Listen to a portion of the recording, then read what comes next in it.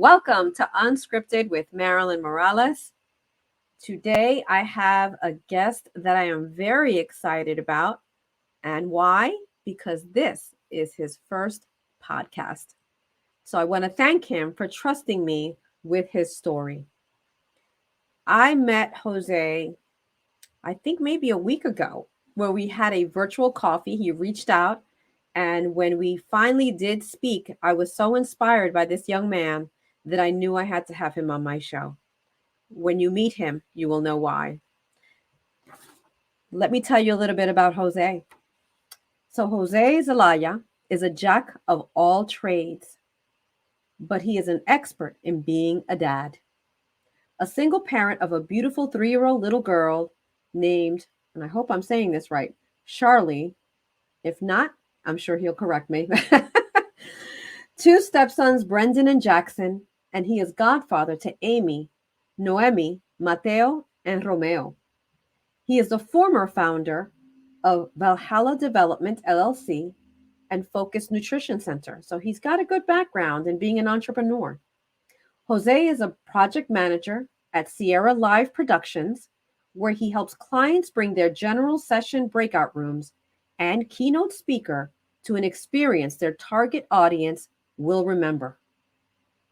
Jose was born in El Salvador and brought to the United States when he was only 4 years old. He lived in Olympia, Washington for 16 years, and in 2003, his family and he moved to Las Vegas, Nevada, and that is where he currently resides. While living in Las Vegas, he has worked for multiple companies, from big corporations to small business to high-level sales positions to construction. He has had over 1,000 hours, about 15 years of sales training. Jose is an aspiring author, which I absolutely love. He is about to write his first of many books, and he is working on a course. And listen to this, because I think this is something that I have never heard before, and which I was so impressed by Jose, to help single fathers navigate through divorce. The course is going to help you understand higher self-love, your subconscious, your ego, and to understand that your trauma is subjective. Through his personal experience, he has found that God was behind all his trials and tribulations for a better purpose. He is heavily involved with his church, Victory Outreach. Let's welcome to the show, Jose Zelaya. Hello, Jose. How are you? Hello, Marilyn. Thank you. I appreciate the warm introduction. Listen, I am so impressed by so many things about you. But start off, how do you correctly pronounce your daughter's name? It's just Charleigh. It's Charleigh. Charleigh, yes. She has a very fancy spelling. Yes, her mother's middle name is Lee, Leigh. And Okay. I always wanted, if I ever had a little girl, I always wanted, her name to be Charleigh. And so it just fit. Her mother wanted her middle name somewhere in her daughter's name. And I got my wish. And so it just worked out perfect. Charleigh.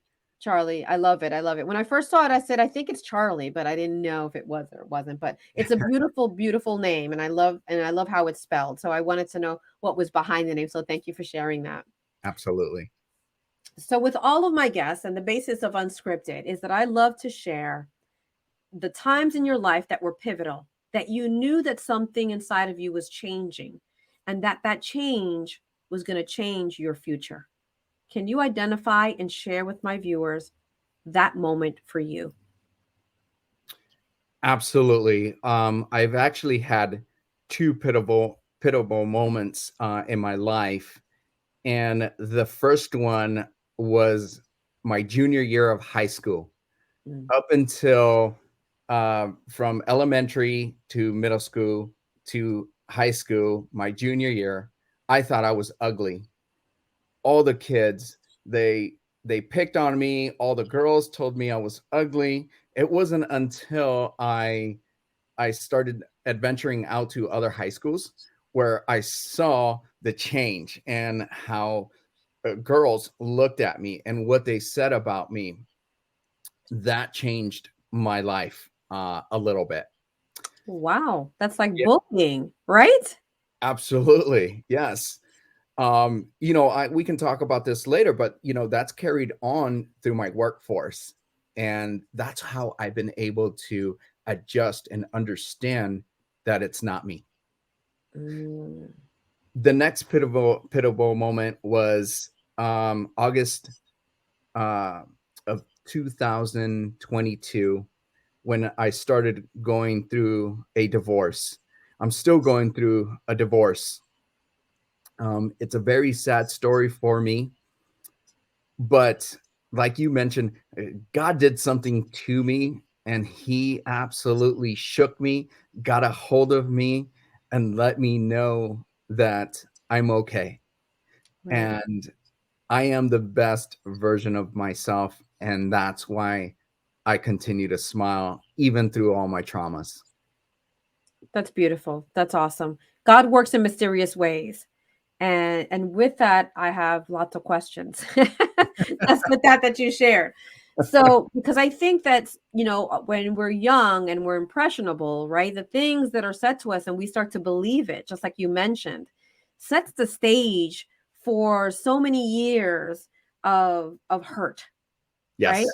So when these people were saying these things to you, why do you think they had that perspective of you? Honestly. Gosh, to be quite honest, I just think that little kids are cruel. They just say whatever is on their mind without thinking of the consequences, right?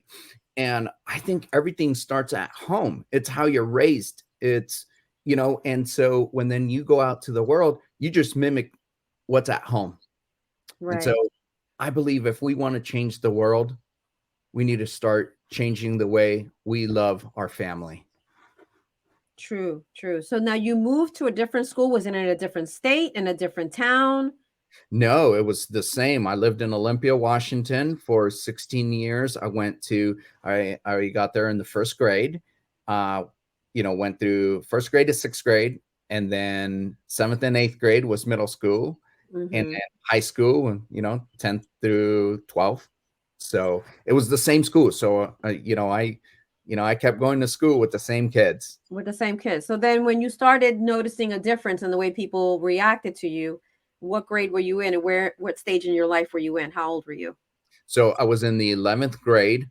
Right. Um, I had just gotten my first job at Safeway as a courtesy clerk, and I started wearing all American Eagle clothing, and I'm talking about socks, underwear, belts. I mean, I made a full change, and then I started going to different schools. Their dances, their basketball games, their baseball games, and I started meeting new people just because I didn't like my school. And so Okay. as soon as I did that, I met new friends, and the look, the the engagement that I got from other people was just extremely different. So you brought up a very good point. So you changed the way of the clothing that you wore, which Yes. probably changed your mindset and your confidence. So what really changed was you could have been wearing the other clothes. It was the clothing here, your Yeah. skin, right? Your confidence that changed. And that's what people saw. That's what people are attracted to, the level of confidence that you have. Yes. Yes? Yes. Yeah. Incredible. That's a huge lesson. That's a Absolutely. huge lesson in believing in yourself because what you see in the mirror is what people are going to see. And if you don't like yourself, no one else can. You have to love Correct. yourself, right? Correct. Yep. So now we're moving forward and you now have this moment in your life where you're with someone that you love and that in itself that relationship is now ending. So that what led you to wanting to share with other single fathers a, a different way? What do you want to teach them? Yes, absolutely. So, without going too deep into it, there was a lot of stuff that was said about me, And going into the court system, I thought I had no shot. The only thing I could think of is my daughter, right? If Right. I lost my daughter, I would have lost myself. My daughter's my world to me. But when I got in there into the courts, what I found out is that, and especially here in Nevada, it could be very, very different in every other state. And Okay. so there's still some learning to do. But here in Nevada, um, the court system does not care what happened in the past. All they care about what's going to happen from here on out, because there's a change.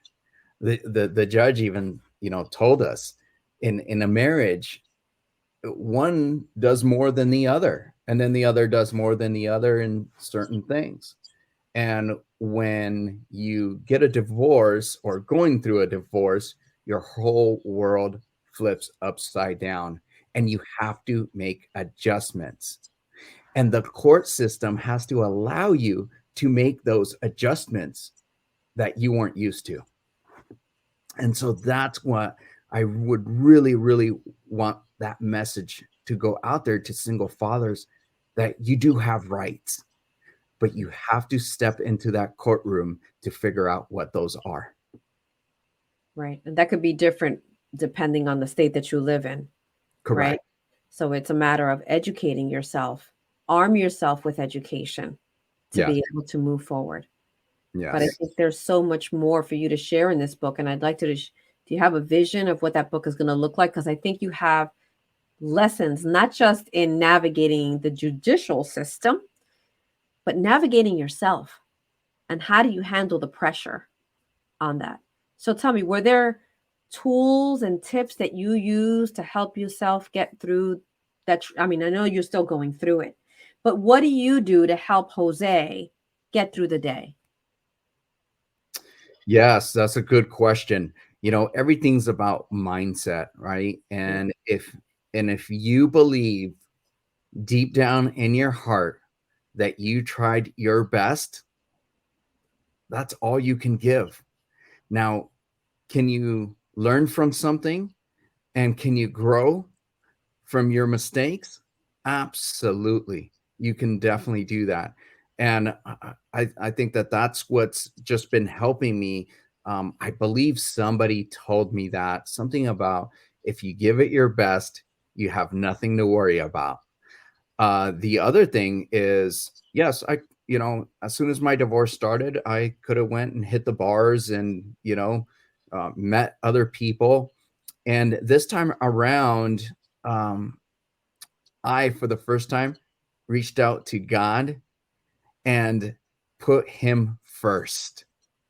Now that I've put him first, I've almost become lazy and the way I do things so that he can lead me.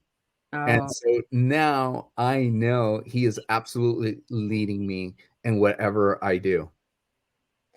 so you're being more intentional because you're allowing the Lord to lead your heart and your mind and your spirit Yes, versus absolutely. all the work, not being lazy, but you know how much work we put into trying to control everything, right?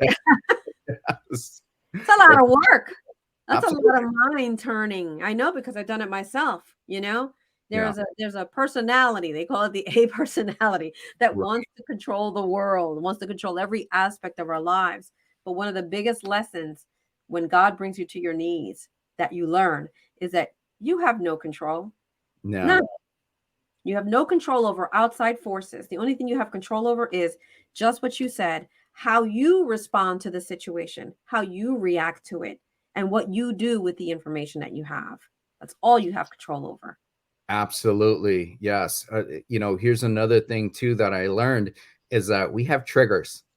And those triggers, so your subconscious is constantly working with you and deep down inside telling you, no, don't do that, that's scary, don't do that. Those are all triggers that are happening. Right. And you need to understand that the other person is not doing that. It's you. Your triggers are doing that to you. And if you know how to control that, then your outcome will be better. You can't control anybody else except for yourself. Right. So, somebody mentioned to me, and this reminds me when you're talking about that, the enemy, right? We're always talking about the enemy that's out there trying to get us. But the biggest enemy is the inner me. Yes, you're absolutely right. The Yes. person, I don't take ownership of that. I heard that and I stole it. But it is the truth. The biggest enemy Yes. is the inner me that we have to battle every single day. They're bigger than that because they're the ones that we listen to all the time. Correct. Yeah.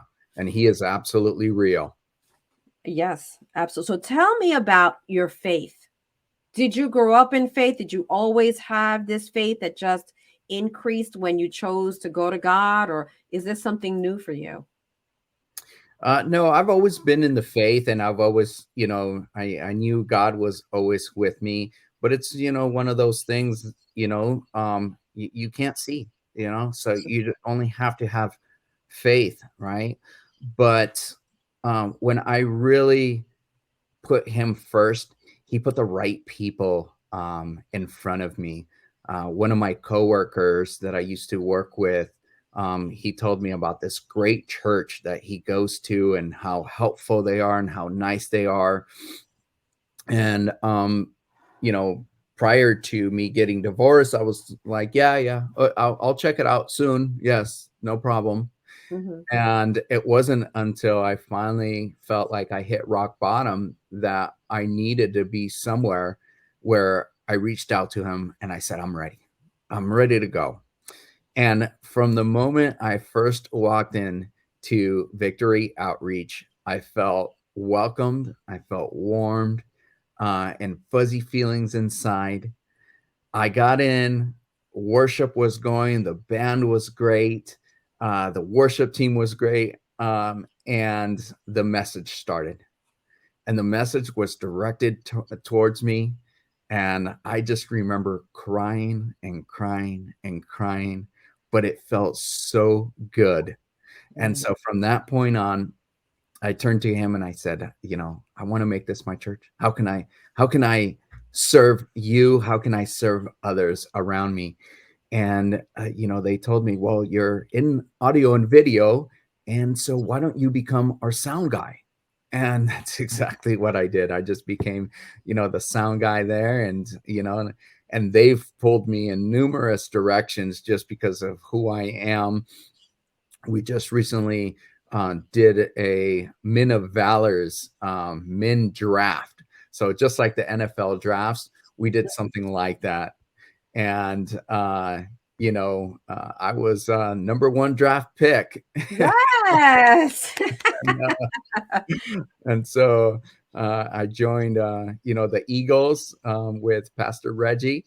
And, and now we're going to be doing something along the lines of a men's group and just leading men, closer to Christ.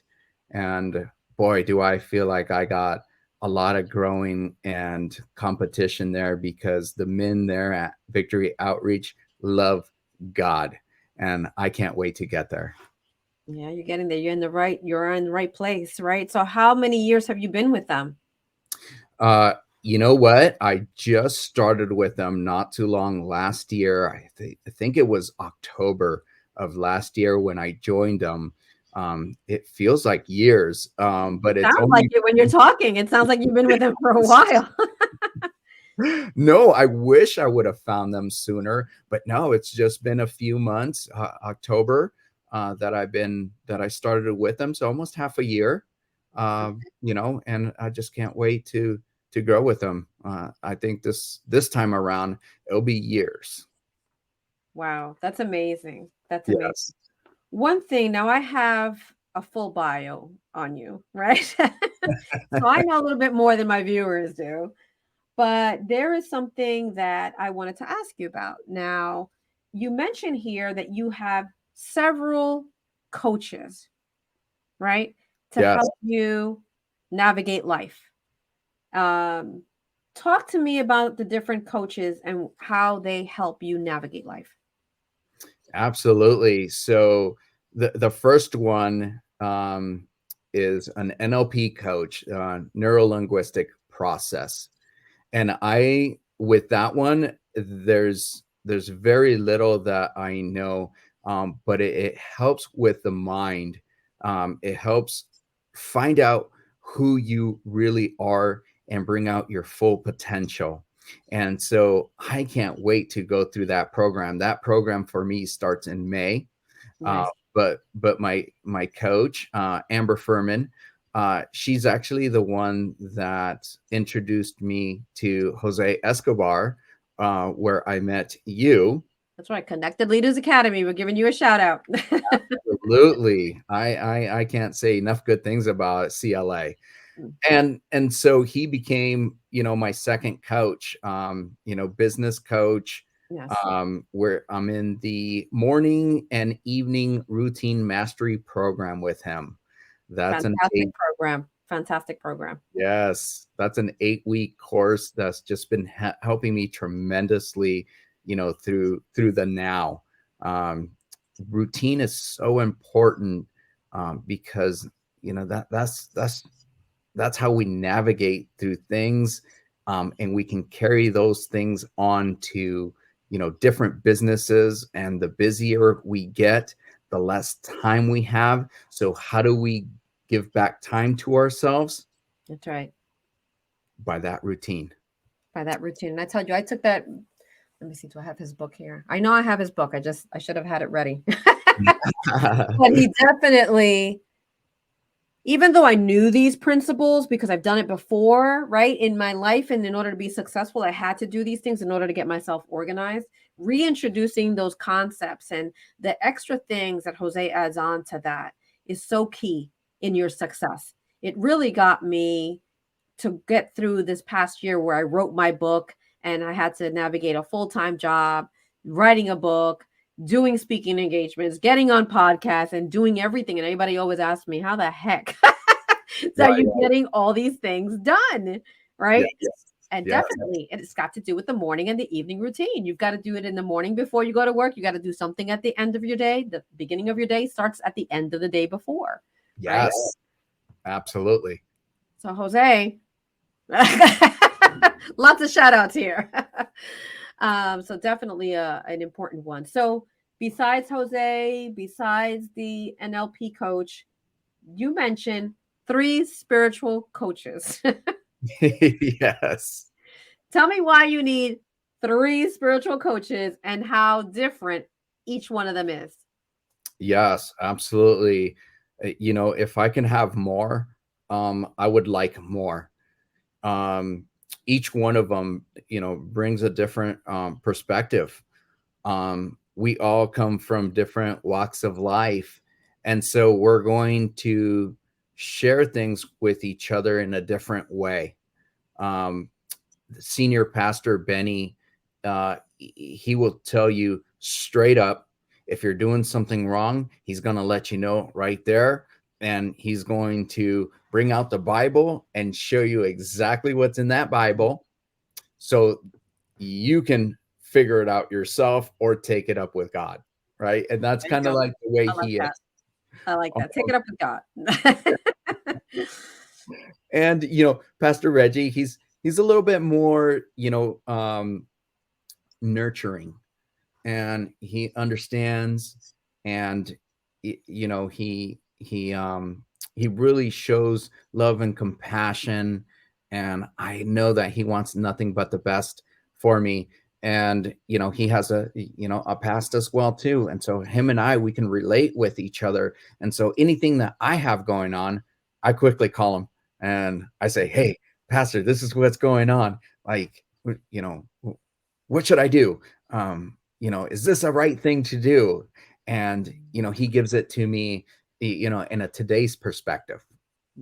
um, Pastor Christian, he as well too, he has a past and he's real.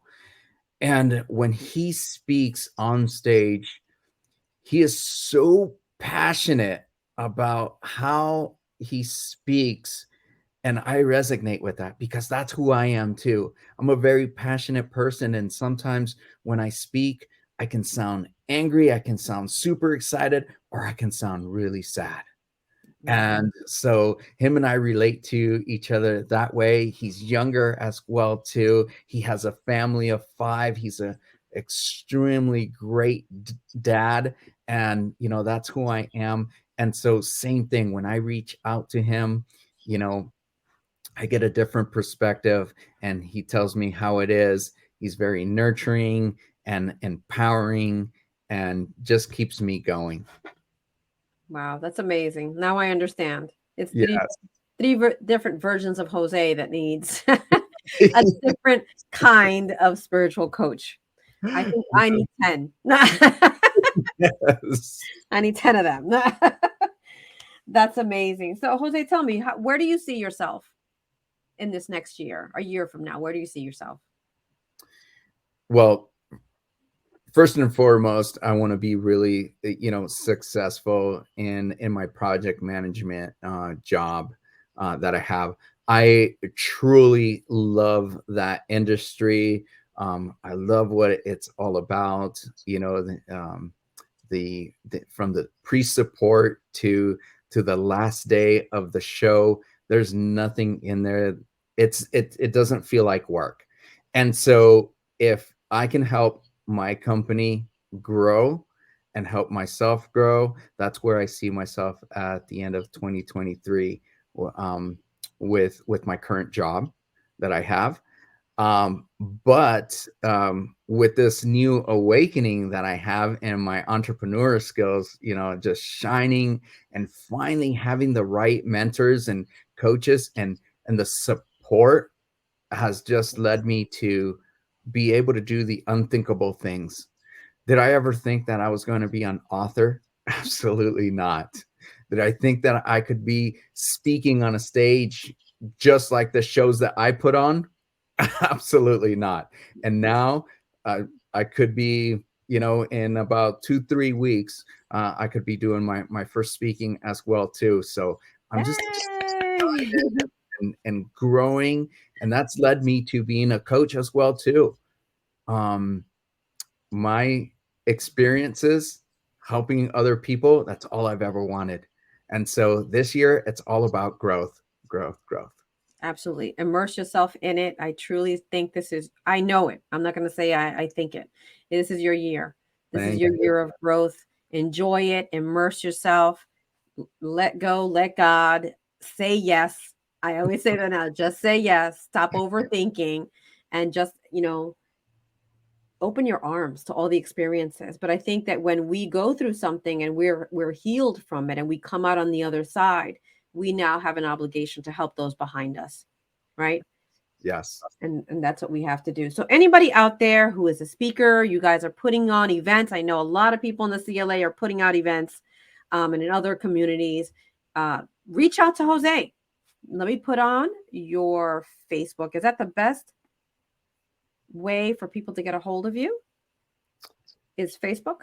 Facebook, absolutely. Yeah, reach out to me through Messenger. Absolutely. I answer them very quickly. I'm constantly on there. Phone number, email. Yeah, just let you know, right? And you shared this with me. You don't have to live in Las Vegas, right? Anywhere you can help any of us who need to put on a show and need that whole audio visual equipment assistance. That's where you shine. Absolutely. We're nationwide, and we're in Canada as well too. So Oh, my Canadian friends. Yes. yes, yes, we have some Canadian friends. And so, yes, I'm looking forward to going up there and helping them out. That's amazing. That's amazing. Jose, this is the question that I ask all my guests. How do you, Jose, define success? Yes. Putting yourself first. We're creatures of givers, and we tend to put ourselves last. And so you have to give yourself permission to succeed. And success could mean many, many different things for each and every one of us. My success is continuously smiling, and I feel it, and I see it, and I see where it's taking me. Amazing. Thank you so much. Thank you for being on my podcast. Your very first. I will always be your first. Yes, Your first yes. podcast. You were amazing. And for my viewers, I will see you next time. Bye bye. Hi, everybody. My name is Gabrielle Morales, and I am a recruitment coordinator for Be The Match. My journey with Be The Match actually began when I was only 9 years old. At that point, my 7-month-old baby sister was diagnosed with an extremely rare form of leukemia. Through the Be The Match registry, we were able to find a matching donor for my sister. And although a few months later, we lost her, her cancer was cured.